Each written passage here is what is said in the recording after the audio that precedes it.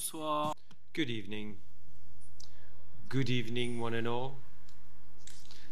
I would like to, of course, welcome those who are listening remotely, and I'm delighted to welcome John Ikenberry tonight. As you know, a great theorist and specialist of international relations in the US with a long academic career, although he was also at some points in his life involved in the Department of Policy Planning of the State Department.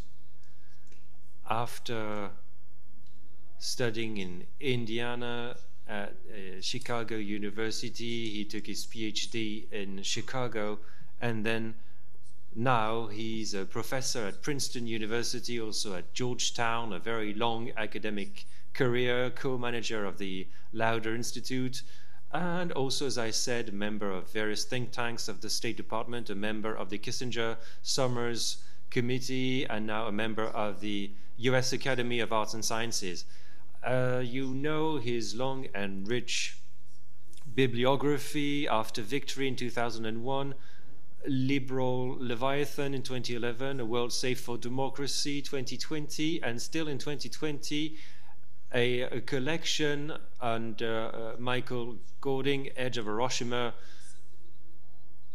Of course, he's well known for his thinking and analyses about the international order, the liberal order, and its challenges now. You came several times to France also because of your positions under the Bush administration, criticizing this form of non-productive imperialism, or even quite destructive imperialism for the liberal and democratic world order. Dear John Ikenberry, we are delighted, we are greatly honored to receive you in this round of lectures this year. You know the rules, and I would extend the introduction so that everybody can take a seat and so that you're not disturbed later. You have as long as you want for your lecture, 45 minutes ideally, and then a discussion that we'll have together, and more widely, as usual, here a discussion with the audience by order of priority, questions from students, but also the other listeners who will have an opportunity to ask questions. Welcome, everybody, and without further ado, I'll give you the floor, and thank you for being here. Director, it's great to be here, and thank you all for coming. I know you're busy, so it means a lot to me that you are here to have this conversation, and I look forward to hearing your thoughts, and I hope to say some things that might provoke a conversation along the way. I think I'll just start by saying what we probably do agree upon, which is that the global order is in crisis. We can see it around the world. Disorder is going up. We have data to show it. Conflict is rising. We have data to show it. What we in international relations call the problems of anarchy are also reappearing, problems we thought had been put aside. Power shifts, arms racing, territorial disputes, all of these things. The world, in many ways, seems to be at a kind of world historical turning point, where the range of possible futures has widened, if you will. If you think of a period of history since the 1990s, you might say that the range of futures were kind of fairly narrow, but now much more range of possibility from order to disorder, including in the United States, where, depending on what happens in November, the US and by extension the international system will presumably move unfortunately in different directions. And so there are lots of possibilities for shaping the future, and we just don't know what will happen. Along the way, scholars of international relations in this moment, this fraught moment, are asking the most basic questions that our discipline asks. What are the sources of stable order? And I'll just move this forward. What are the most basic foundations of order? People are once again reading their Hans Morgenthau, reading their E.H. Carr. I just read an English translation, which has just been published for the first time, of Raymond Aron's 1978 last lecture at this university on the topic of equality and liberty. And it shows from his day to ours the sensibilities of a liberal, Cold War liberal, looking at the world in a steady, kind of honest way, trying to figure out what the path forward is. So we look back at those who have seen these great moments before for help. Will democracies make a comeback? Can US and China find the terms for coexistence? And then for me, for my work, what is the future of liberal internationalism? That is to say, the cooperative organization of the international system and the continuing reform of the international system led by democracies.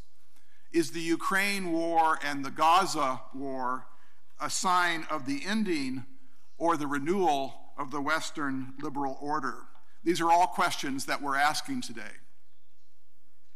Now, in my talk, I'm going to take the long view, and I'm going to make the argument that liberal internationalism, which I will define more in a moment, and liberal international order still has a future. And I'm going to do so by taking the long view, looking back so as to look further ahead. The liberal order, or the liberal international order, did not begin in 1989, nor even in 1945. It is a longer 250-year tradition, a story of liberal democracies struggling to not only secure themselves, but to build order in various ways at different moments along the way. And indeed, it is more a story of struggle than of victory. It's not a march to a better world, it's a continuing struggle. Along the way, across 250 years, liberal democracies have experienced golden ages and crises, close-run moments, as historians would put it, struggles with illiberal states that have changed not only the international order, but how liberal democracies have thought about their own polities. And then, of course, in the 1930s and 40s, when liberal democracies, France first of all, but all of us along the way, facing what we might call an extinction moment, when there were 6 or 7 liberal democracies left in the world.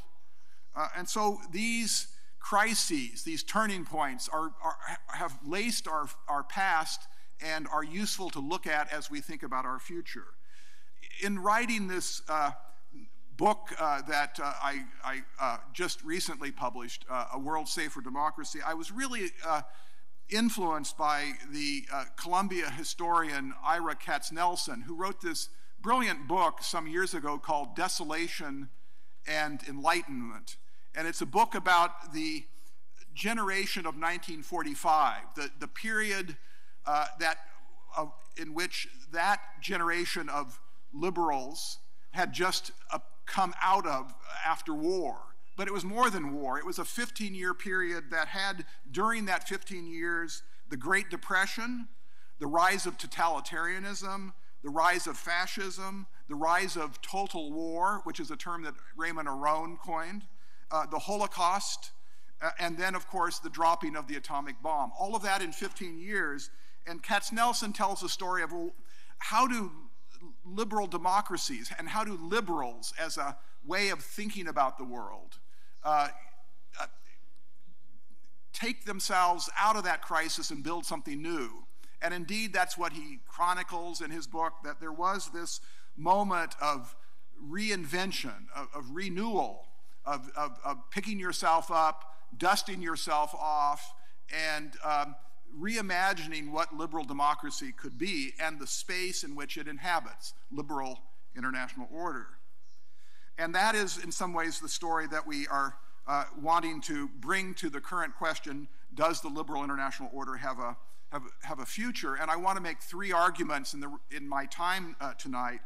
One is to make the argument, as I try to in the book, that liberal internationalism has deep roots in the modern era. that it has intellectual and political gravitas, if you will, that it sits alongside realism, John Mearsheimer's worldview, Marxism, critical theory. It is a body of ideas and ways of thinking about the world and programs to act in the world that has a deep, respected, and yet to be fully appreciated body of thinking. Secondly, that liberal internationalism as a project, as a way of trying to build order, has had both failures, often egregious failures, but also accomplishments, and that we need to defend its successes. In some sense, that's what this moment for liberals and liberal internationalists demands, is that we remind people, we put a mirror up to their recent past to say, this is the world we've been in. It could get worse. There's something here we want to recover and protect. And then thirdly, indeed, to say and argue that in the 21st century, the world will want more liberal internationalism, not less, and that if we think of this way of building order in the world, we can see its true nature: pragmatic, reform-oriented, opportunistic, problem-solving. All of those things are features of its tradition. It places multilateralism and collective problem-solving at the heart of the problems of our time, and no other worldview or ideology of world order has that at its center. The world will need more liberal cooperation, not less. It's true that we are at a moment where it's not just a single crisis. There's so many complex moving pieces in this world of fragmentation and upheaval. And I would say there are at least three crises in front of us, each of them unfolding and interacting at the same time. One is the crisis of geopolitics. Some call this the return to great power politics. It's seen in global power transitions, what Paul Kennedy, the historian at Yale, has called the shifting weights and balances of the global system, material capabilities, balance of power, and all of that. The U.S. and its allies are facing a rising China and a kind of opportunistic and rejectionist and aggressive Russia.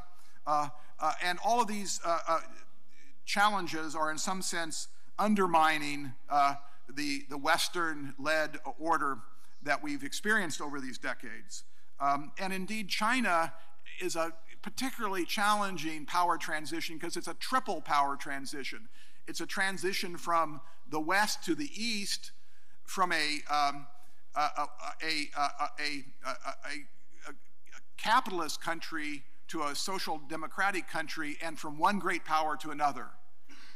So it's a complex shift that is going to take all the resources and talents of diplomats and thinkers to manage if that were the only crisis we had before us, but it isn't. The second crisis is what I call the crisis of modernity, which is a bundle of crises associated with the long-term intensification of economic, security, and environmental interdependence. Welcome to the Anthropocene era. Climate, pandemics, WMD, problems of interdependence that are getting more complicated, and our old playbook of cooperation, of multilateralism, even if it could still be protected to solve yesterday's problems, is going to have to be adapted to a new world of problems. We can't be safe alone. We can only be safe together. That's an insight from liberal internationalism, and that is precisely what emerges from our discussion of the crisis of modernity. And then the crisis of liberal democracy, the weakening of Western-style liberal systems, the unraveling of 80 years of coalitions, growth coalitions between the left and the right, class compromises, centrist politics are all weakening, certainly in my country. Deep worries that are even more profound than that about our Enlightenment values, open societies, rule of law, freedom of thought, civil society. Liberal internationalism is a way of looking at how it's possible or might be possible for open societies to operate in an open world system. And it's just increasingly hard to imagine how you do that without deep compromises and adaptation along the way.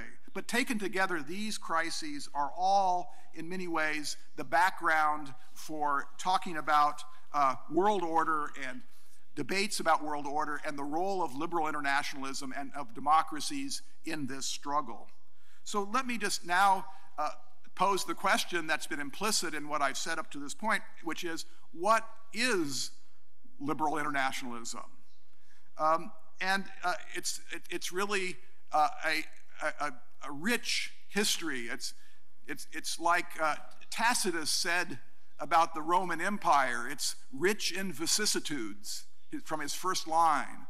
So too, liberal democracy and liberal internationalism, rich in vicissitudes. It emerges with the rise of liberal democracies out of the democratic revolutions of the late 18th century, a family of ideas, of theories, of grand narratives of where we have been, projects for making the world better, classic texts, Montesquieu, Locke, Smith. There is an extraordinary rich set of philosophical texts that are part of this family of tradition.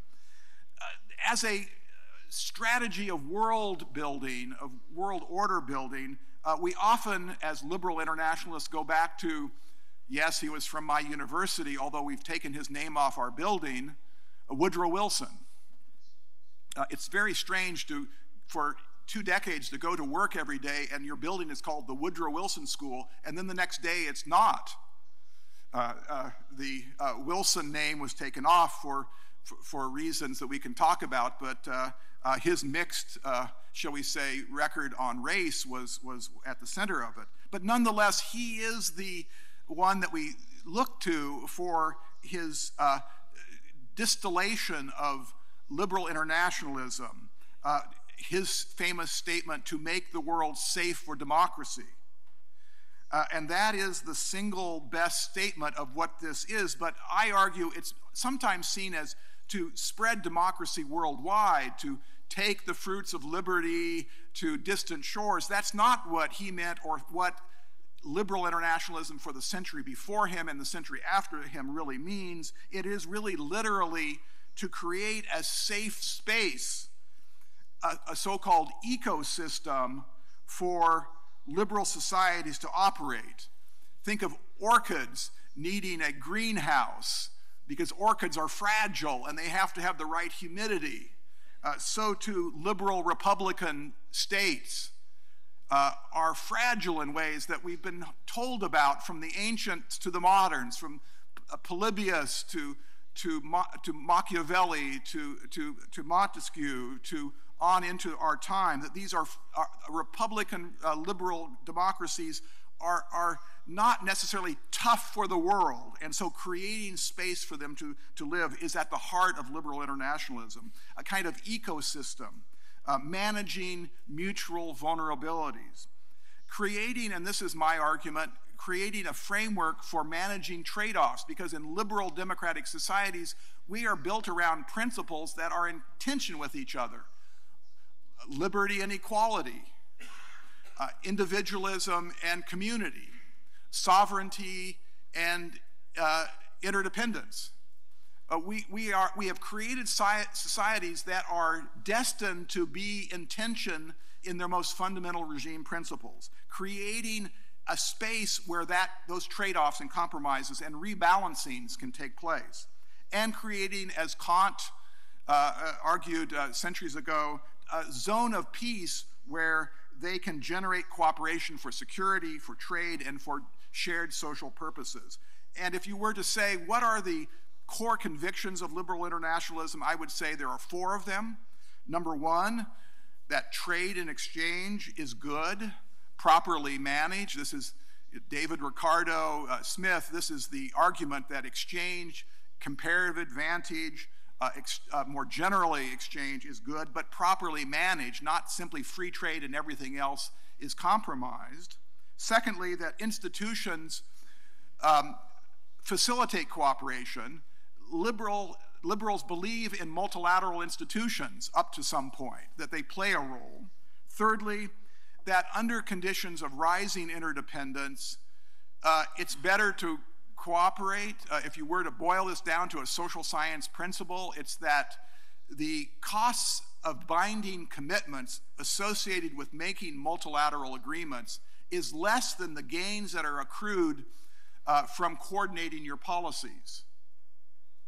That proposition is at the heart of liberal internationalism, and if it's wrong, then much of what follows is wrong. And then finally, liberal democracies, despite their failures and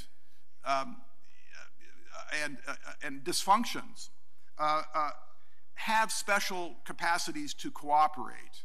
The historical record suggests they're easier for them to work together in all the great global divides with illiberal, totalitarian, fascist states. They have tended to be on the same side.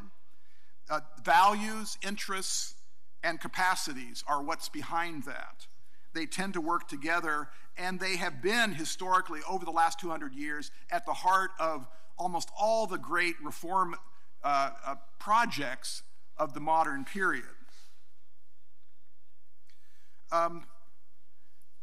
Let me now say a little bit about some general observations about what we know about the global order and liberal democracies within it. And just start with observation number one, that liberal democracies have come in waves into the modern world, starting small, peripheral, west, northeast Atlantic. The first wave, 29 democracies, including a dozen Latin American republics for a while.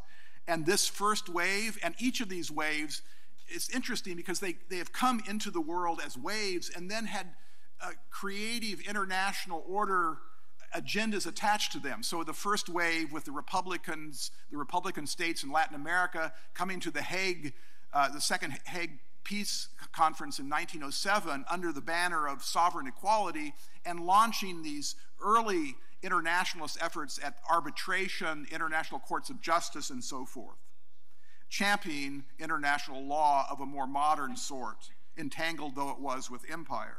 The second wave, after 1945, 36 democracies emerged. This is decolonization, it's self-determination. Not all of the post-imperial states went towards democracy. There were national liberation movements going other ways, but it created and enshrined this next wave called the Free World Alliance during the Cold War, which had its own creative institution building moment. And then thirdly, the third phase after 1989, you see then over 100 democracies in the world, East Asia, Eastern Europe, South Europe, Latin America, yet again coming back, so to speak, post-Soviet space. The result is really a kind of jagged pathway of liberal modernity. And you see these states rising up, and here they are moving from, again, peripheral and weak status, becoming more numerous and more powerful and more at the center of the global system, for better or worse. Observation number two, democracies don't just emerge from the bottom up, they emerge in ecosystems, to use a term I introduced earlier. They have global circumstances that make them more or less likely to populate the world. And one of my colleagues at Princeton, Carlos Bosch, has this brilliant piece in academic literature journal arguing with numbers, statistical numbers, to suggest that there's a relationship between the rise and spread of democracy and the presence in that system of powerful liberal states who wish these smaller, more weaker, less rich democracies well. It pays to have a liberal hegemon if you want more democracy, if you want the fortunes of democracy to expand. And you see this in the record. Liberal democratic states, in one way or another, protecting and supporting democracies in US and Europe, NATO providing a kind of safe space, so too the EU for transitioning countries on the periphery. In East Asia, where I spent a lot of my time, South Korea, Taiwan, the Philippines in various ways, Thailand, countries that were inside of a security sphere and that were trading with this Western world economy, finding a kind of infrastructure to tie themselves to as they made risky decisions to open up their societies, engage in trade-oriented, external-focused development, and to make these transitions away from military rule. So there is, it helps to have a structure in the world that provides a hospitality, if you will, to states that are in the throes of decisions about how to organize their own polities. Thirdly, after 1945, liberal democracies built, I would argue, the most successful order ever attempted. Much more ambitious than after 1919 with Woodrow Wilson, much more ambitious than the great powers in Vienna after the Napoleonic Wars. Really a multi-dimensional, global, regional, economic, political, security order, big institutions, multilateral alliances, partnerships, shared values, strategic bargains, all of this creating a space, a political formation that really has no name. During the Cold War, it was the free world, but it's not clear what it is because it has so many different dimensions. It became expansive, it became a world order, and in many ways it became a pathway out of empire and out of extreme anarchy. Think of this liberal experiment in order building as a third way between empire and hierarchy on the one hand and anarchy in an unregulated way on the other. And it did a lot of work. And so I thought a little bit about this, and it seems to me there are 6 accomplishments to the liberal international order that we should not forget, because in some sense they are just obvious and we don't even think they're accomplishments. One is the world economy after World War II was reopened, opening up the largest, most expansive period of trade, economic growth in world history. We call it now the golden era. Secondly, a framework was put in place for reintegrating Germany and Japan. Before 1945, they were the enemy. After 1945, they were our closest friends. Where in world history has that happened before? On a dime, they became partners and integrated into the system. And it's more than that, they were non-nuclear great powers. They each, in their own way, not fully, but in impressive, profound ways, pioneered a role as what we might call civilian great powers.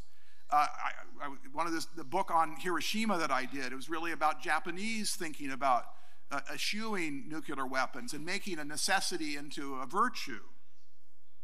Number 3, Germany and France buried old divisions and launched the European project. That was a very complicated effort at binding states together, creating win-win opportunities, and launching the European project, still very much a work in progress today. Number 4, creating multilateral institutions the world had never seen before for managing interdependence, the IMF, the World Bank, the WTO, the WHO. These are not just democratic institutions, but multilateral institutions. Fifthly, US, Europe, and Japan, under the auspices of this order, pioneered a new type of social democracy. The old classical liberal states of the 19th century, open trades, governments don't spend time trying to regulate or protect full employment. That gives way to the welfare state, to a new vision of the social contract, in each country's own way across the OECD world. And then number 6, as I was mentioning before, creating a space for new democracies to enter the system. South Korea is the best example of this, a country that went from being a recipient of ODA, Official Development Assistance, to being a patron of ODA, going from a military dictatorship to a thriving, and some would say, just like ours, dysfunctional democracy, but happily better that than the alternative. 6 pieces of world historical accomplishment that have taken place inside of this order, and we don't even think about it. Well, that's great. Oh yeah, number 7, China under this period had its best decades in 2 millennia. So it's not simply a story of Western advancement, but even those who are perhaps ambivalent about this order have had good decades in its place.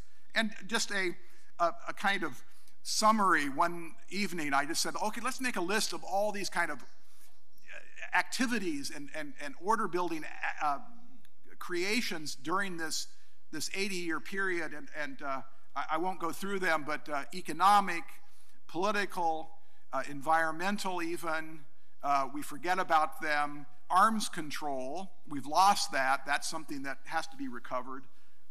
Human rights as well. There is an extraordinary, we just were busy creating international order, and don't let realists who say it's all anarchy, it's all balance of power, not to name any names, don't let them get away with that, because there is a lot of mutual gain activity going on under the auspices of a vision of order that goes beyond simply balance and relative power. So what went wrong? There are multiple layers to the weakening, and some would say the near-death experience of the liberal international order in the last decade or so. I would put 3 proximate causes.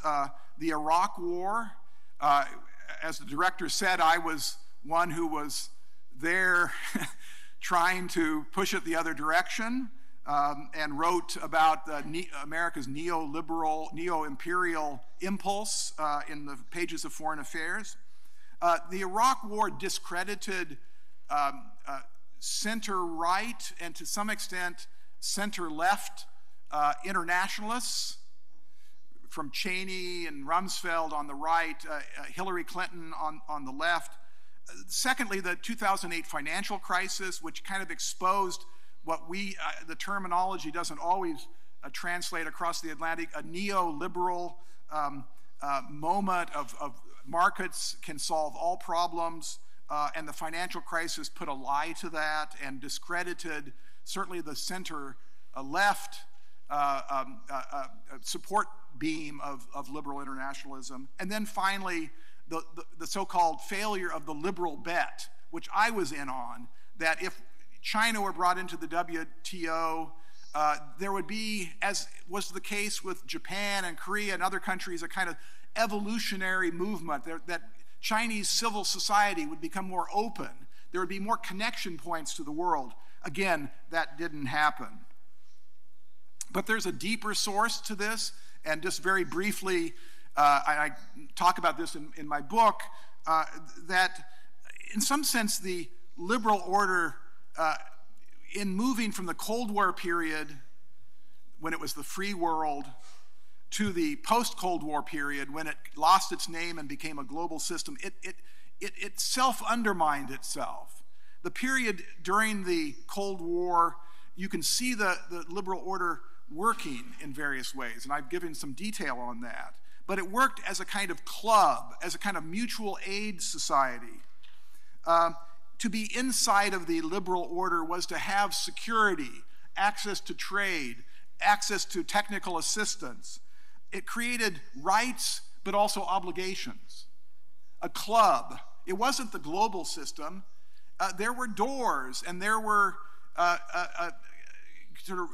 admissions requirements. And after the Cold War, all of that exploded. And it was just a moment of celebration. the Berlin Wall came down. Leonard Bernstein and the Berlin Philharmonic play Beethoven's Ode to Joy. It is a moment of celebration. There doesn't look like there is a hostile ideology lurking in the periphery. Everybody's invited in, and the liberal order became more like a shopping mall, where you can just walk into a shopping mall and go to the Apple store or go to some department store and buy something. You don't have to pay an admission ticket. You go in, get what you want, you leave. You're not a member of a club. And it was done during a moment of celebration, but it was the seeds of unraveling were planted at the moment of celebration, just like a Roman triumph. The arch was constructed, the emperor marches through, and the seeds of failure follow. My last slide and my last set of remarks for about 10 minutes here are going to be about how to think about the struggle over world order now. I'll say in the wake of Ukraine, but I'm certain there'll be a question about in the wake of Gaza, which is as fraught as Ukraine. But I want to argue that the contradictions and tensions and failures and dysfunctions of this system that have come to the fore in the last decade in all these different ways has in some sense become even more intense after Putin's invasion of Ukraine. It's both illuminated the struggles over world order today and in some way triggered those as well. You might have thought that Putin's brazen invasion of Ukraine would have put everybody else in the world on the same side. It would have been a moment of unity. This was a United Nations Charter moment. The most basic and enshrined norms and principles of world order that we thought we had agreed upon in the 1940s are now being trampled on. If there's a holy trinity of norms you simply do not violate in this modern world, it's that you do not invade another country's sovereign territory recognized by international law, you do not threaten to use nuclear weapons, and thirdly, you do not kill civilians as an instrument of law or instrument of war. And I'm sure we'll come back to that. But here we have a moment where it didn't unify the world, it pushed us into our corners. It made the world more fragmented. And the most important message, and here I agree with Mearsheimer and the other realists, was after Putin did what he did, it's time to muscle up. It's time to build your military power because things we thought we could count on, we can no longer count on. It pushed countries into their corners, and three corners, if you will, have emerged in my view, and I'll call them the three worlds. The global West, which would be the US and Europe and Japan and their allies. The global East, China and Russia and their allies, North Korea, maybe Iran. And the global South, what we used to call the developing world, but the global South, which is very much more amorphous, sprawling, but as I'm going to try to argue, important in a new way. The three worlds. Each of these worlds, in some sense, occupies a different position in the world. Each has its own narratives. Each has its own grievances. Each has its own hopes and visions of the next world order. Each has its own agenda for taking us to the next step. And let me just say something about that, each in their turn. The global West. The global West in some ways, that's what we were 2 or 3 years ago. Certainly before 2 years ago, there was a sense of, is there anything left here? We had just had Trump in for 4 years, and of course Trump may come back to spoil this party, but the news coming out of the response to Putin, although it's complicated by U.S. now, again, we can talk about that, is that there was more response. The sanctions, the aid to Ukraine, Putin didn't get what he wanted. He thought he could roll over Kiev, and his military intelligence minister said this is going to be easy, and it wasn't. One of the greatest military powers of the world didn't make it. 90% of their tanks, 75% of their military their military troops, and including those they had to roust out of prisons, have been put out of action. They are 3 times the population. They are in a long war. They will have the advantage, but we have seen that there is more life to Europe.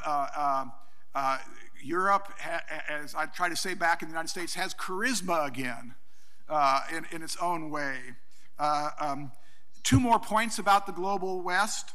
One is that it too is experiencing a creative moment, broadly speaking.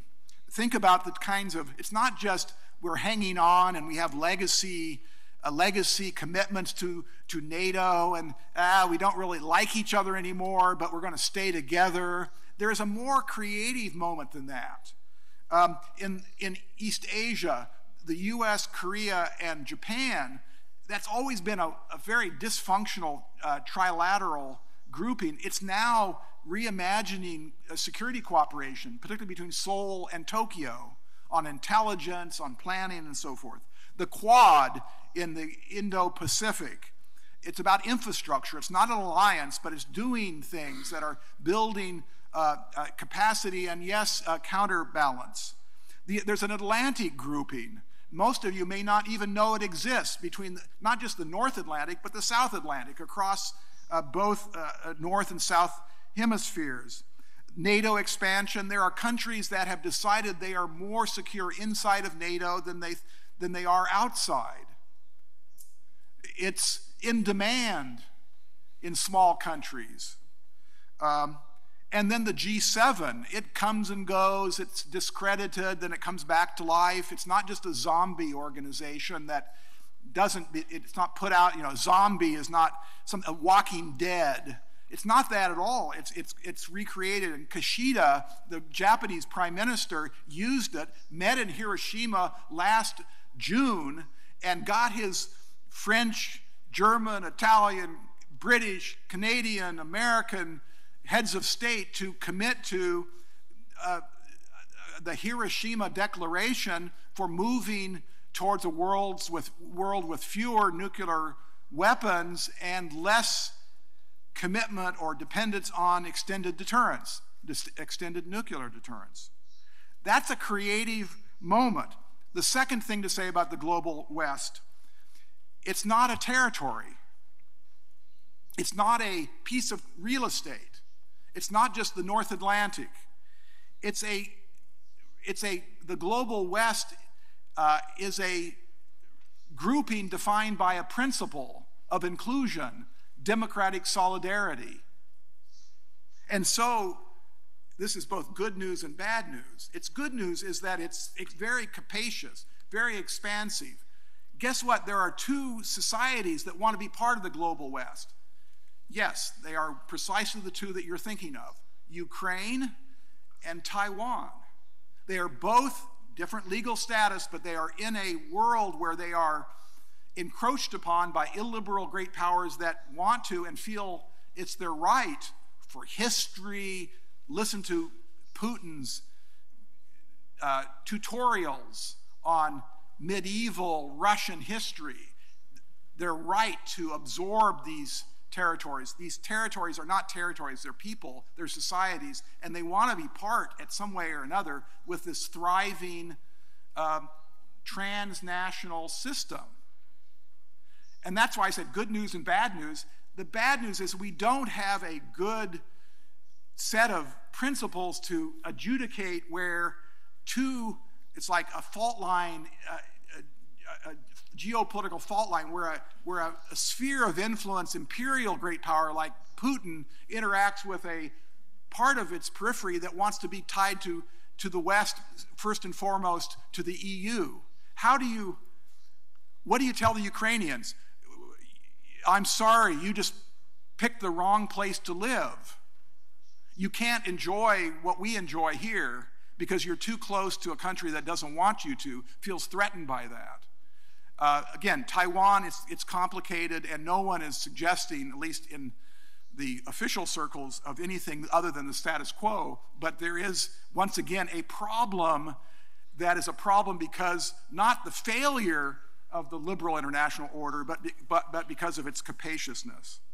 The global East, that's China and Russia, they're not united by a lot. It's certainly wanting to take down the US, wanting to take down Western hegemony. Putin is the ultimate spoiler. He's going to make your life tough. You want to live and celebrate an open society, he's not going to let that happen. Dethrone Western liberalism, reach out to the global South. That's China. The global South doesn't really want to join either the global East or the global West. India, Brazil, South Africa, others, Turkey, want to kind of be in both worlds. Most of them, 100 countries in the world, have greater trade connections to China than they do to Western countries.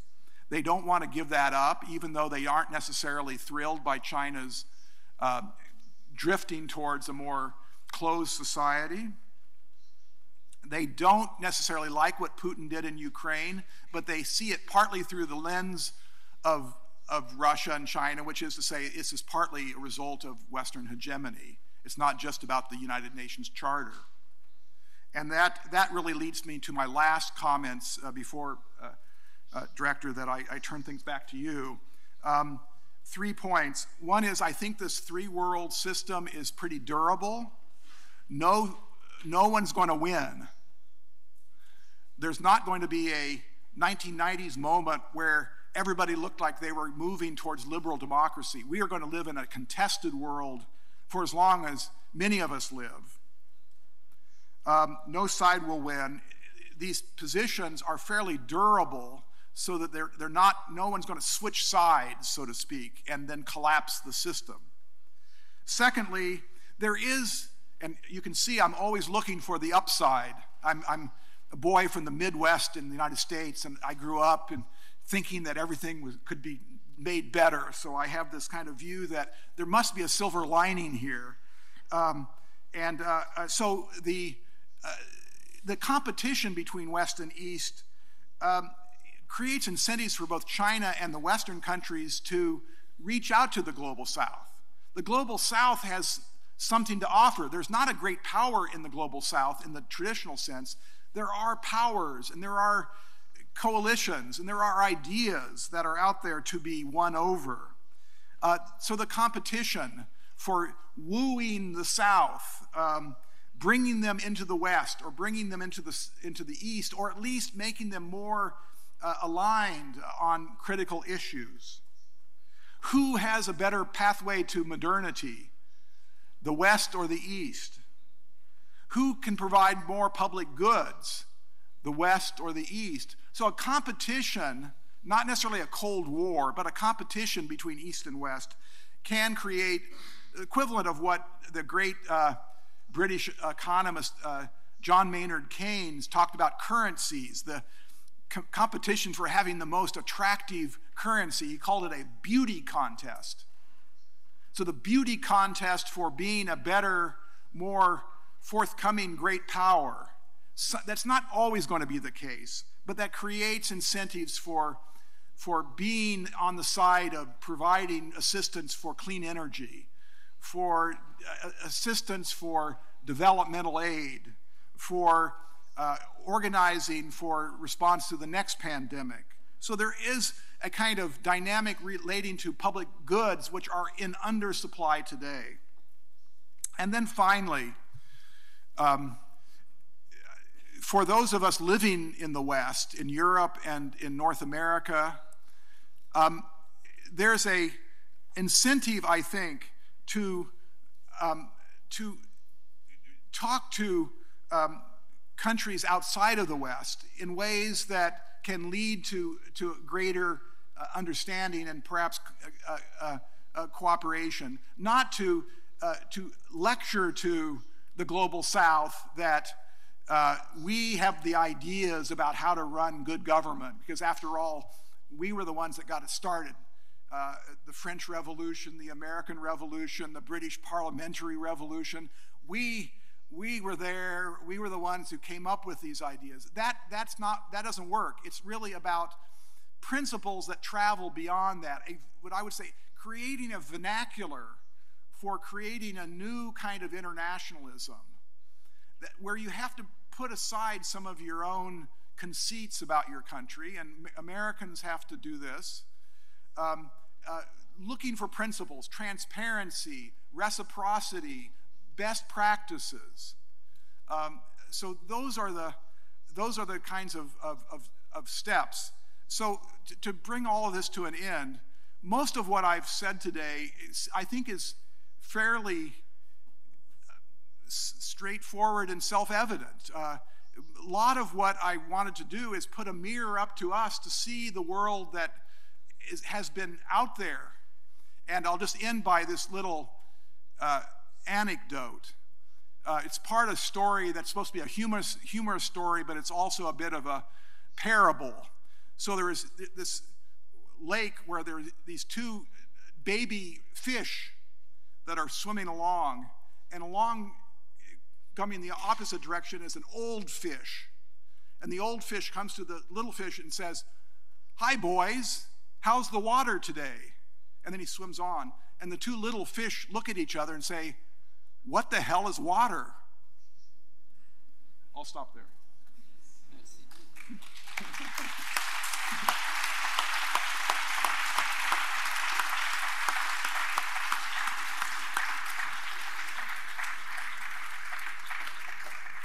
Merci beaucoup, John Ikenberry, pour. Thank you, John Ikenberry, for this lecture that you certainly placed this whole concept in a sort of a long historical context, and especially the notion of neoliberalism is not necessarily well understood in French as in the Anglo-Saxon world. Political and economic liberalism are not understood in the same way. Economic liberalism, with the institutions that came about, is something of a recent development. But in any case, the struggle of economic and political liberalism is not necessarily the same as that of democracy, and in the golden period that led up to the fall of the Berlin Wall and liberalism expanding around the world, and even in the that has turned around, and now democracy is in a way folding back. And you could say that that form of liberalism was a form of a domination that can be challenged and should be challenged. Indeed, in our own democracies, the real concern is that that challenge may well come from within, and then as well as illiberal policies may well be implemented to regulate immigration, to expel foreigners, and engage in a sort of a more security-oriented society. And so now we can see propositions not just coming from other countries, but from within as well. And we do note with some concern the recent confrontational developments. But the first sort of more optimistic question, we saw the three waves of democracy that you mentioned in your presentation. An effort was made. What would be, what would be, in a new wave of democracy, what would be the countries that we could woo in to bring them into our fold? And question number two, if I follow your reasoning with this sort of the three corners, global East, global West, and global South, isn't there a risk of sort of a blocking communication between the three rather than facilitating contacts? I mean, that was the criticism leveled at these the summits on democracy, that they were closing the door to others in a way, or having too aggressive a view of democracy. And then my third question, if I may, is more, well, how can one adapt and adjust the institutions that laid the foundations for democracy? I mean, you had Bretton Woods, you had, well, we won't go through the whole history, but all the way up to the fall of the Berlin Wall, WTO, and but most institutions find themselves in trouble to keep the international order going. Where do we start? Where do we start a reform of these institutions, these international multilateral institutions? What? I mean, you mentioned that Westerners had made some mistakes, had some setbacks, but in the process of reforming institutions, may we have missed some critical steps as a result of which now these institutions are dysfunctional? And then final question, we mentioned among the players the states. Well, you have citizens as well, but and the Ukraine war is a case in point. You also have the role of corporations that also wield huge power in terms of data processing and such like. I mean, in the case of the Ukraine, they were on the right side, as it were. But look at China. You have Chinese suppliers supplying drones to Russia. Well, there you have it. So how can you bring these corporations into the fold as well in the fight for liberal democracy? That's a lot of questions in one go. You feel free to reorganize them as you like. Those are great questions, and I'll just kind of. They're big questions, so let me just say a little bit. I agree with you on your first point, which is the greatest challenge to the world of democracy is inside of these countries, starting with my country, quite frankly. I'm speechless, really, in looking at problems that we didn't think we would have, differences inside of the U.S., and the kind of the internal disagreements, the polarization, and the kind of impunity of quite frankly, the far-right Republican Party in the United States today, and it has its counterparts across Europe. I did not see that coming, and I think that I have to say that my theory of the world, my arguments about history and world development has to be given a certain dose of humility, because there are problems that I didn't think we'd have that I don't know what the solutions are for. But I do think that let's just put it like this, that the United States is a bigger problem to itself than China is. I don't worry that much in the long term about China. I worry about violence and miscalculation on the part of Putin, including use of nuclear weapons. China, I don't see it as offering a persuasive alternative to what I'll call liberal modernity. But inside of the United States, I think finding that center, that creative center again, returning to that civic. This is Raymond Aron's kind of what he was saying in his last lecture. The kind of finding that consensus despite our differences on the world we want to live in, a world of reasoned and fair cooperation inside of our countries and across our countries. And my only thing I will say about your first question is, for the United States, I think it's going to take a couple election cycles. I do think that we will get over it. I think Trump will leave the stage before liberal democracy does.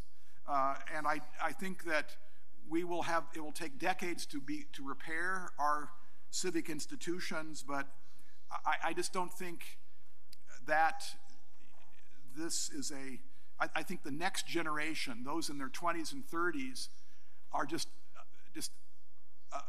can't take it. They say we've got so much more to do than simply fight over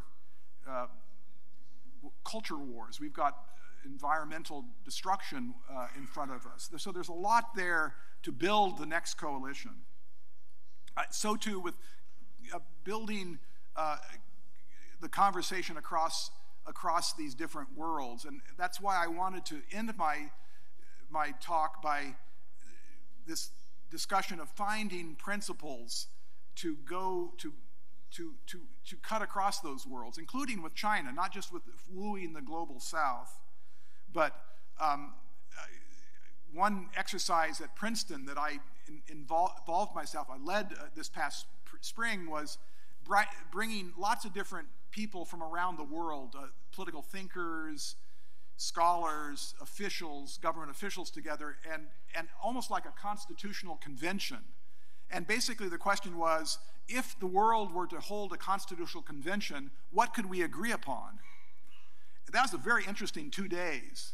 And we got people really thinking about principles, and we now call them the Princeton Principles, and it's an attempt to find some reasonable set of minimal conditions for talking, if not agreeing on things.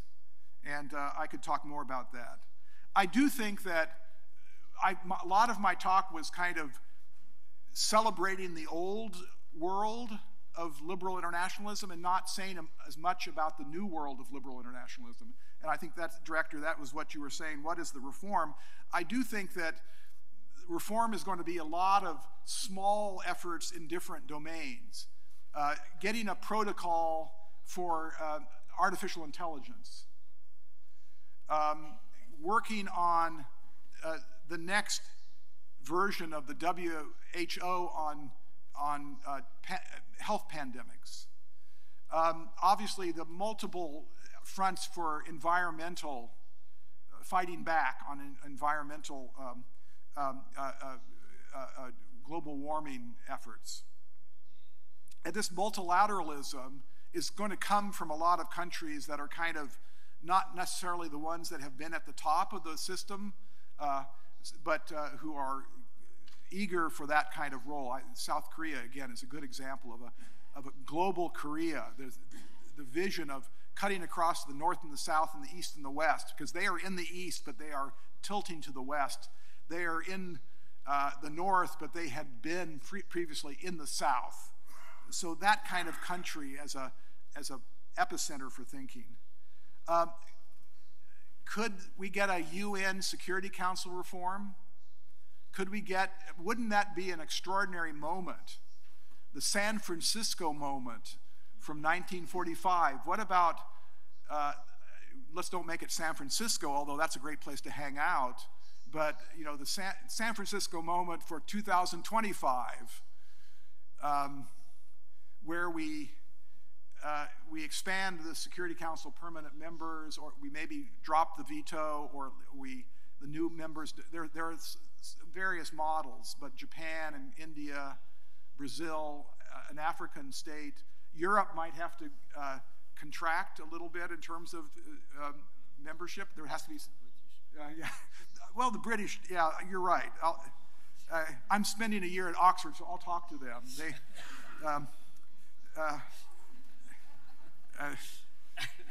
Exactly. Yeah, well, I'll do my best. I'll report back. I'm going to pass on the corporation. I don't have anything to say there except that they are important, and the billionaires of this world, you know, basically have their own Security Council, and they're kind of playing a role that we have no control over. And we're just all hoping that at least some of them are humanists. And with each passing year, I'm thinking, not so many. I knew Steve Jobs, he was a humanist, but I'm not sure that some of them today are.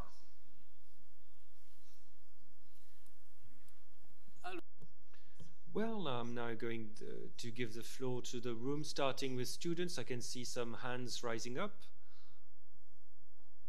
Yes, I'll take 3 questions. We'll take blocks of 3 questions. Is that okay? Okay. Yes, please, go ahead. Please introduce yourself. My question was about internet. So do you think that today internet is more of a tool or a disadvantage for liberal internationalism? Talking about the role of social networks and also the fake news and information warfare. Thank you.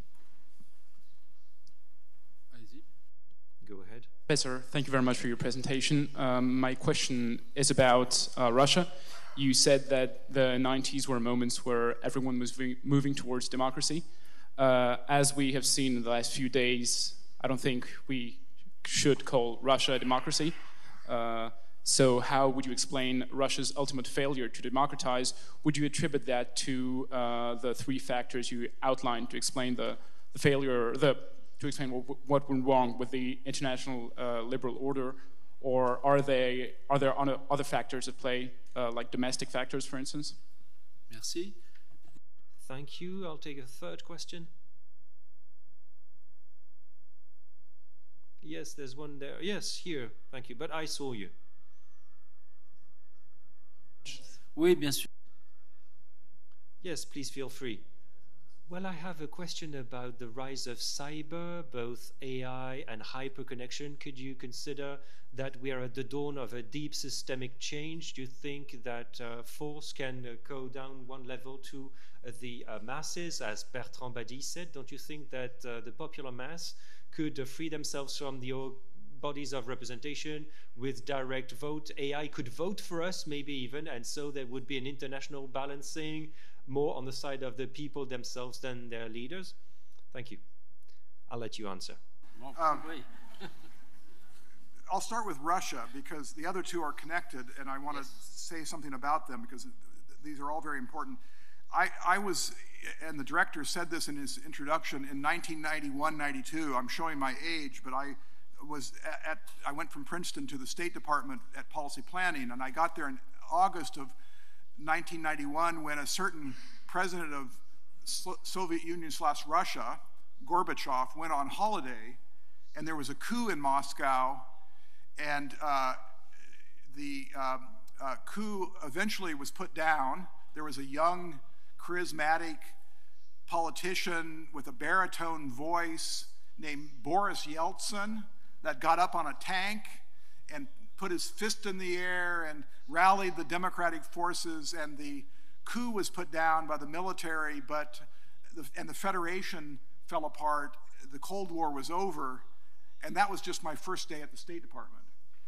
And we then spent the fall and winter in Washington and on the 7th floor of the State Department at policy planning, working. My boss was Dennis Ross.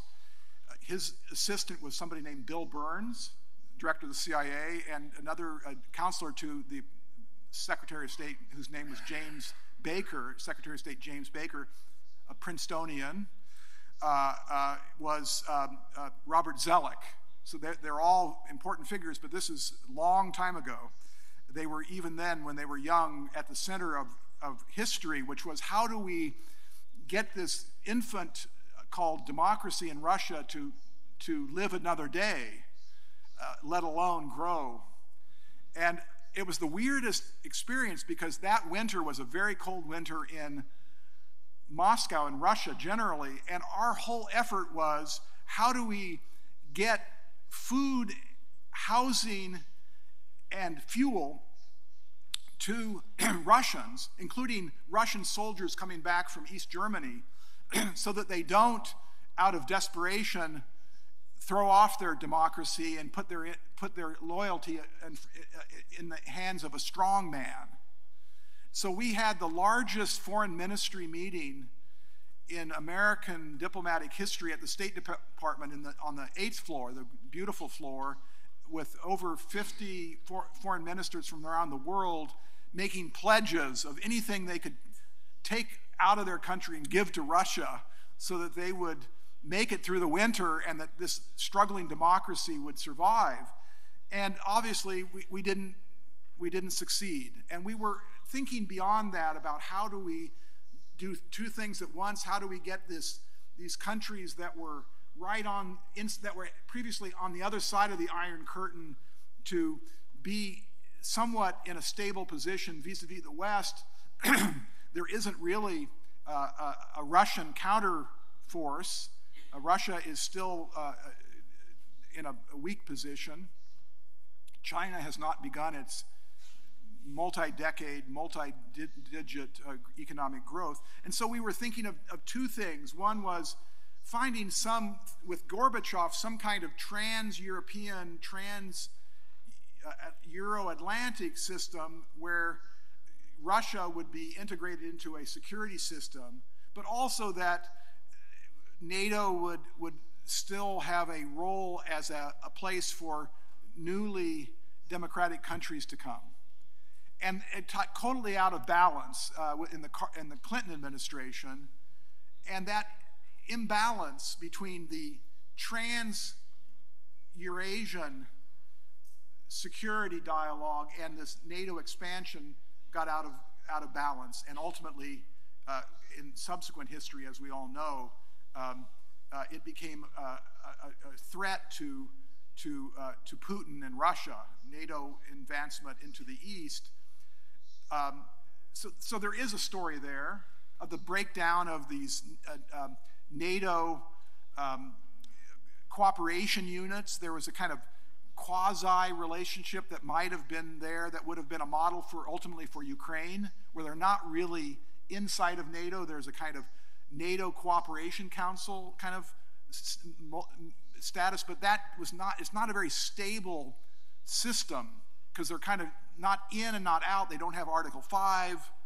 And then Russia, the other mistake was, this goes back to the neoliberalism, Americans, and I don't know what the Europeans were doing, were they saying the same thing to Moscow, but Americans were exporting this Reagan-Thatcher neoliberalism, which was not the reform ideas that were used for Germany and Japan. So Germany and Japan got New Deal type of ideas, not neoliberal ideas, and they developed broader social democracies as a result. Russia got these privatized shock therapy.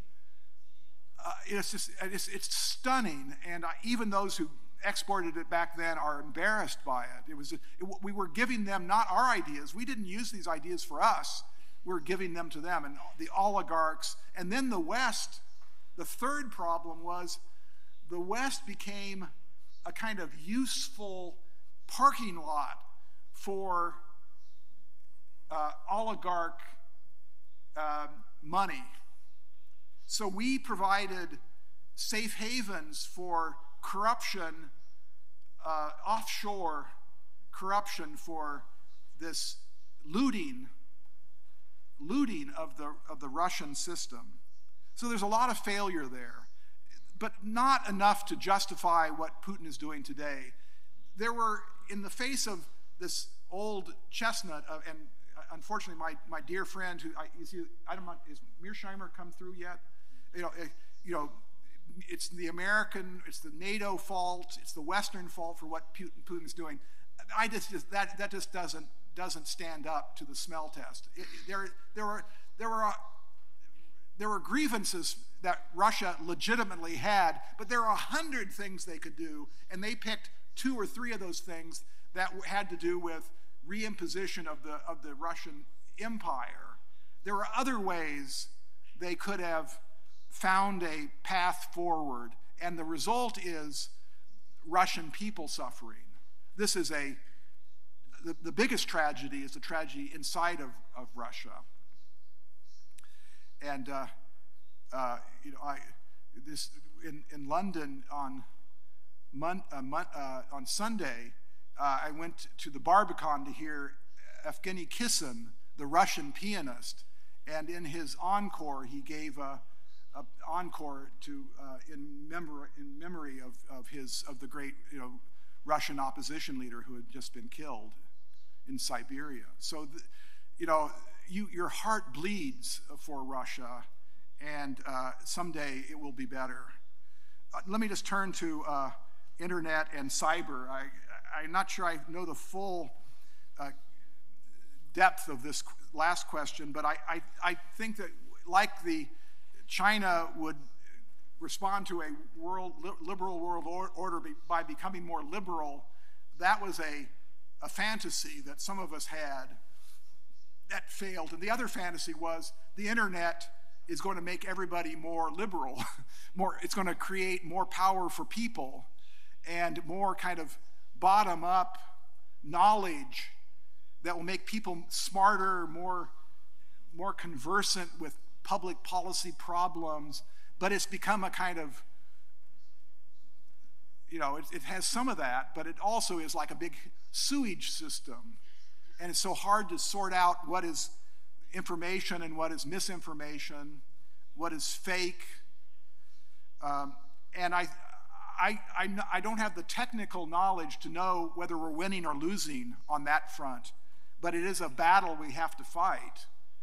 And I think it may be, like many of these problems, start with smaller ecosystems where there is kind of you get into a cyberspace, into a social network where there are restrictions on the abuse, and there's monitoring and some kind of policing of that.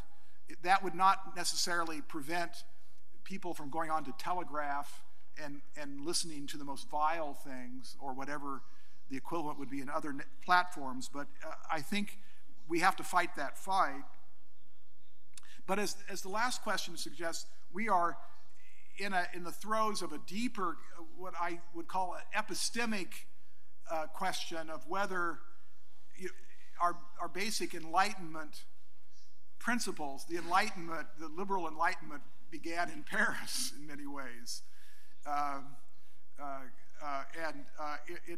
The kind of sense that reason and science and accumulated knowledge and reform of institutions could be brought together in a receding shadow of autocracy, the first estate, the second estate, that would create a republic where the third estate would be able to stand on its feet, the commoners. And that Enlightenment vision, a kind of progressive force based on reason, science, and knowledge-based reform, is definitely at risk today. And it reminds me of that last article in The Atlantic that Henry Kissinger co-published, entitled with that kind of arresting title, How the Enlightenment Ends. And it does end in darkness, and it ends when we can't sort out what's real from what's not real. And so I do think that deep challenge is one that our children and grandchildren in the latter part of this century are just going to have to work at. And it's probably going to start in small groups, small spaces, small units, small coalitions, small bubbles, and work outward, because there's not going to be a constitutional moment where everybody agrees to use information correctly. It's going to be smaller coalitions that then become attractive because there's credibility and I can make judgments based on things I get out of that network. And for me, that's the only solution. And universities will be at the center of that. Alors, we'll take more questions. I saw that there was one at the top. Please raise your hand. I can see you. And there are 2 questions there. Please.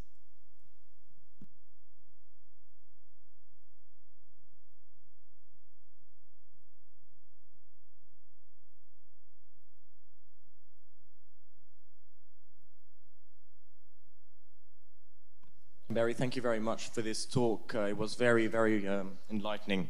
Liberal democracy, as you've said, is quite a modern phenomenon, allowing commercial interdependence with democratic rule. We could say it's a blip on the historical horizon. A few years ago, we thought that the world was headed towards liberal democracy as the new main form of governance, but it seems that it isn't. Today, it seems like a new form of neo-capitalist autocracy gains momentum in quite a few countries, including China, Russia, Turkey, the Middle Eastern kingdoms, and now perhaps sub-Saharan Africa. So perhaps peoples across the world, especially in developing countries, are losing faith in the idea of liberal democracy and the Enlightenment ideas. Should we rethink our global institutions, safeguarding collective security, or is it in fact deeper than that? As you've said, is the greatest threat to international liberalism the fact that it is quite questioned and contested in countries where it in fact originated? So my question is, are we doomed to go back to a form of Hobbesian world, or has the international law lost its influence and its might? Thank you very much. Merci. Il y avait 2 questions ici. So thank you for this talk. I just have one question, because you talked about the fact that Russia and China seems trapped in this past of like imperialism and grandioses, but also other countries like Western countries are also stuck in this history that they have, especially when we talk about moving to the future in artificial intelligence, environmental crisis, but at the same time, what broke the cooperation today is still problems that come from the past. Like you were talking about Japan and South Korea, like they still have issues of cooperation because of problem in the past that are just 100 years ago, and they still refuse to actually have a talk on this conversation, especially Japan. So do you think that we can move on to future problems with all this without actually having like this international talk on our past and our histories, and because we are also stuck the same way as Russia and China? Merci, monsieur. Thank you, sir.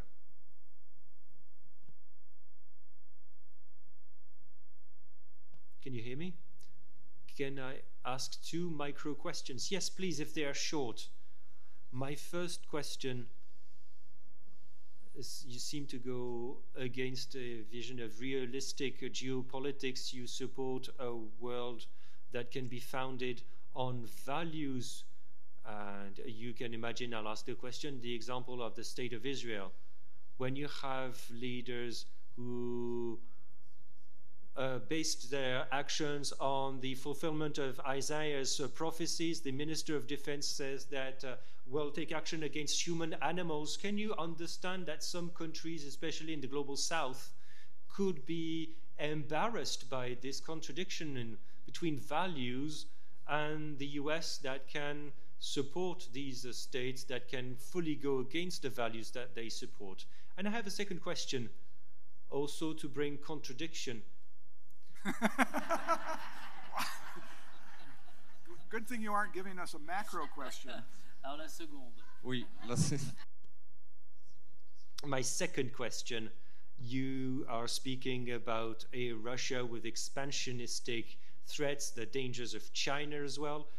But if you're realistic, I think it's important. Well, Putin has a sufficiently large country to manage. Do you think that he really has tendencies to invade other European countries, and China has been historically founded on a rather closed culture with the Great Wall of China?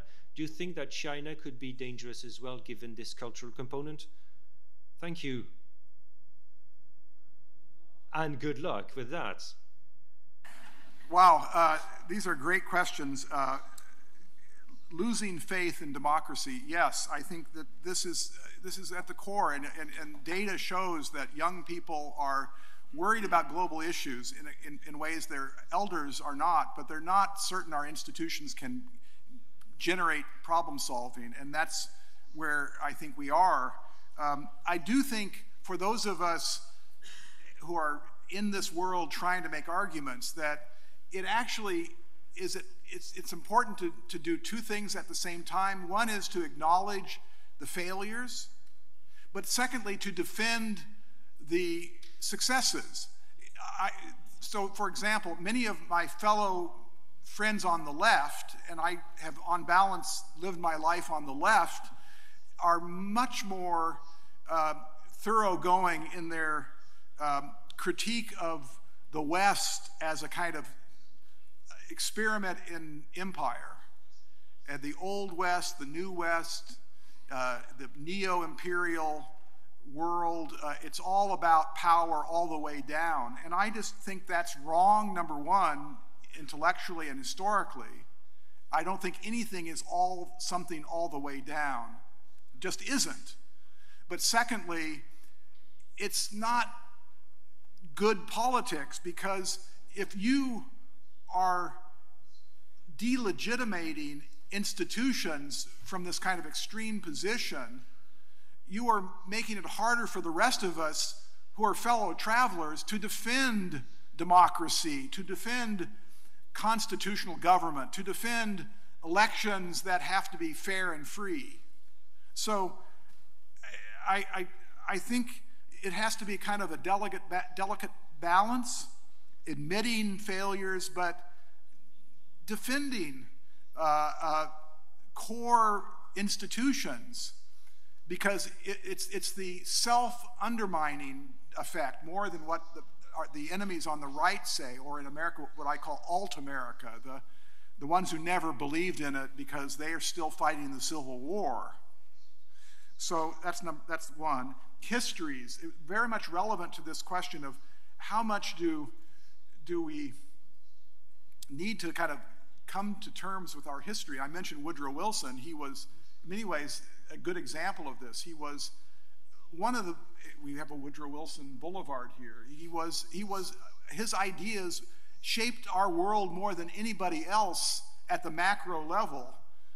Collective security as the beginning of that, but he was the first international diplomat to talk about self-determination, which we'll get to Gaza in a moment. We need to make good on our histories and remember that some of these people who we have on podiums or in statues were racist, were imperialist, in the United States were slave owners, and one has to kind of find an ability to celebrate what came out of that without totally discrediting them, because after everything is discredited, where do you stand? On what ground do you stand? On what ground do you plant your flag? There's no ground left. So you've got to have ground, and partly is ground that is defined by identifying and defending spaces that have been created in our past and in our present and that can be used in the future. Am I value-based as opposed to a realist? I think of liberals as realists who have been mugged by reality. We're not idealists. We're not even value-oriented theorists. We're problem solvers. And under conditions of rising interdependence, realism is going to get you in a hell of a lot of trouble. Not that it can't explain things out there, but it's not enough. It's intellectually impoverished to deal with these complex problems. And it's the liberals who have built on the older realism that traces back to Westphalia, that talks about sovereignty, state sovereignty, and self-determined states, that then became, in the 20th century, the basis for Woodrow Wilson's ideas and others like him of his generation in self-determination and self-government. that have taken us into the post-imperial period. And yes, Gaza and Israel's actions in Gaza, but more generally in the Palestinian occupied areas, are making liberals very discomforted, because that part of the world was always kind of hived off. It's exceptional. There are slightly different rules going on there. It's not the West. It's kind of a temporary expedient so that the place doesn't blow up, and everything was postponed. And there were moments for a two-state solution, which is the, let me say, the Wilsonian, self-determination. You've got to have justice for every people who see themselves as a people and who are identified by them and the outside world as having a certain homeland. So I think we all kind of know that is where things need to go, but I don't know how to get there. We're seemingly further away from that. But it is this kind of area that was always kind of made people very uncomfortable, and we're going to leave that to its own system, is now exploding out. And the fact that we have made these arguments, we being the liberal West, about Ukraine, creates questions about how do you keep your principles consistent as you move from one region to the next. And there's so much more to say about that, and I'm not necessarily putting everything on the table here tonight, but that is, you're absolutely right to be asking that question. Russia, I do think that it matters if Ukraine survives. And they still have 80% of their country. They're probably not going to get that 20% back, even if the American aid package is approved. But the best way to both save Ukraine and to keep it as a statement that the world fought back from a very egregious effort to impose imperial settlement on an unwilling people, is to keep as much of it open and under the control of the Ukrainian people for whatever future they want. And if they want a future with EU and NATO, we'll have to talk about it. But that, for me, is more important, is more of a statement of Putin didn't get what he wanted than getting everything back to that original territory and going back to square one, because I don't think we're going to get there now. And I don't think we need to get there now, but we do need to have something that can be a viable society for Ukraine, and that will make us all better off. So that's my last word. Alors, il y a peut-être... Right. I believe there are other questions online and in the audience. First, in the audience, to give a chance to our students. Yes, sir? Oh, yes, please go ahead. Well, thank you so much for this, for your paper. You said that economic prosperity was one of the bases of international liberalism, but I had a question about the free trade agreements that came under a lot of criticism, especially here in France, on the part of farmers. Do you believe that climate change and climate change adaptation measures, the effects on resources, is that going to be the beginning of the end of international liberalism, or do you believe there will be another solution that is not necessarily based on a hypothetical green growth? That's the... Thank you for the question. Another? Yes.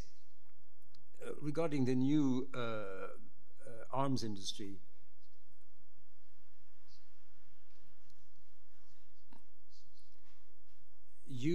there are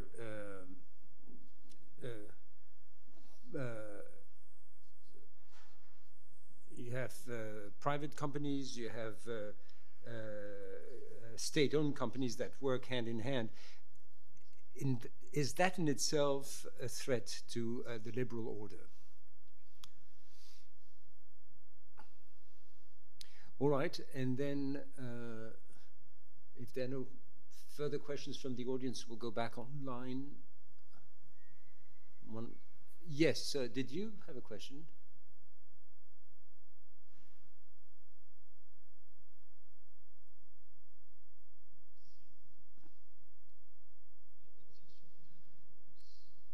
The World Trade Organization finds that we are experiencing a serious, deep crisis.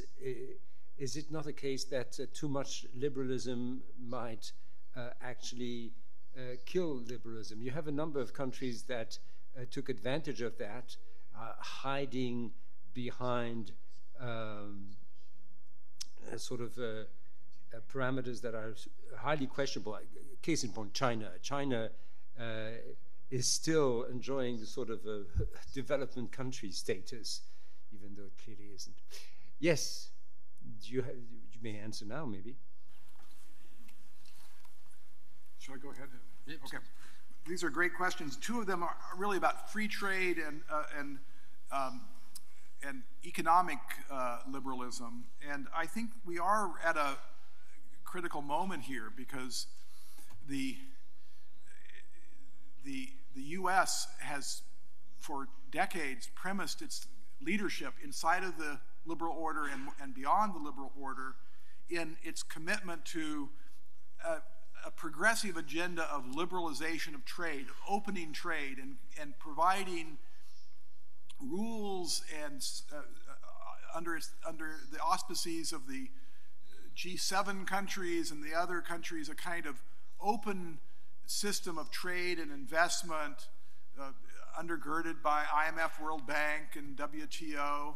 And there was an expectation that each generation would kind of get more open, and new sectors that originally agriculture was excluded in a post-war period. We didn't get an international trade organization initially because agriculture was just too politically hot button to be part of what was called the International Trade Organization. And we got the GATT instead, and then we finally got the WTO.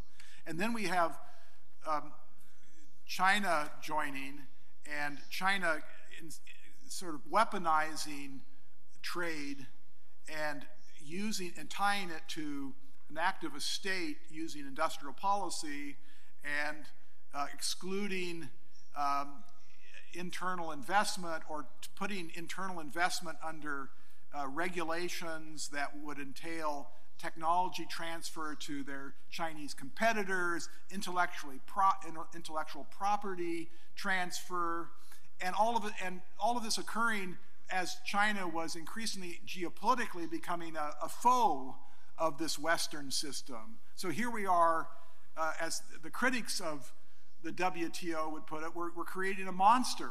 We're empowering somebody who's out to get us. Now, I don't believe all of that story. There was a win-win there for everybody up to a point, but it has politicized the old open trade, free trade agenda, and the U.S., as a practical matter, has said, we can't keep on this way. We can't premise our leadership on an ever-opening system where our own market is ever-opening. And the Europeans are of the same view. And so we have the Biden administration doing things for subsidizing, under the guise of subsidizing investment in clean energy technology, which has a protectionist or industrial policy implication. And then that is matched by Europeans and the Japanese, and then there is, on top of that, this high technology sector. Not all high technology, but the highest of the high. The most exotic vanguard chips, for example, that are being produced by consortia in the, we'll call it in the liberal system, that are being transferred or have been to China. So the question is, do we want to have technology generated in our world taken by that world to be used in weapons that will be used against our world? And the answer is, no, that doesn't sound very smart. So now you have to find ways to, through export controls, not to take the system and close it off, but to tier it at a given level. So what Jake Sullivan, the National Security Advisor in my country, has argued, small yard, high fences. It's not going to be protectionism overall, but it's going to be some areas we're not going to give our crown jewels to Beijing. And we didn't want to live in that world, but that is a world where we can't simply have an open system and nothing else to sustain it. It's just politically not sustainable. And then if Biden doesn't get that, he's going to be swept from office, and then you're going to get Trump or somebody even worse than Trump on protectionism.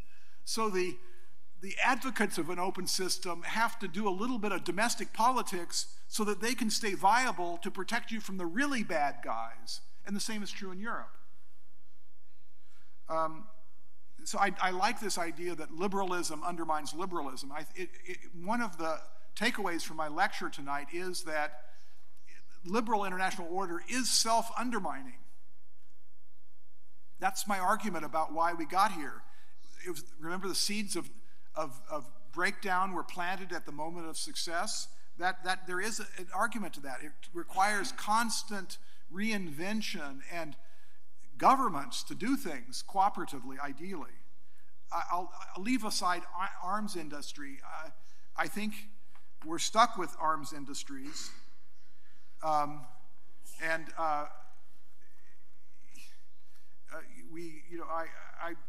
think we've got to have healthy democracies because they always are there. The old warning of President Eisenhower back in the 50s, the military-industrial complex. It's both an industry we need, and it's an industry that in republics you have to guard against, because they're there, waiting in the wings, and we want to defend ourselves, but we don't want the garrison state, and so we want to remain republics. We want to keep vested interests at arm's length, and to be as enlightened as we can about our national interests and the global interests. Merci beaucoup, John Ikenberry. Je vois pas de main qui se lève. Thank you, sir. I do not see any further questions. Were there any questions online?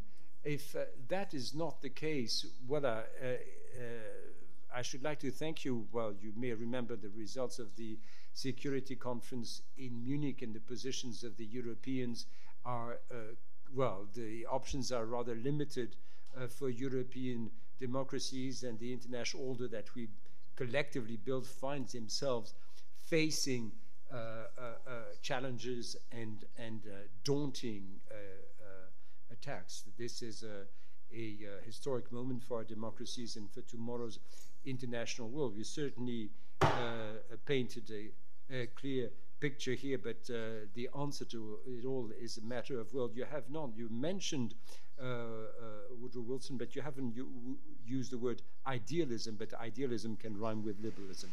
Thank you so much for your presence tonight.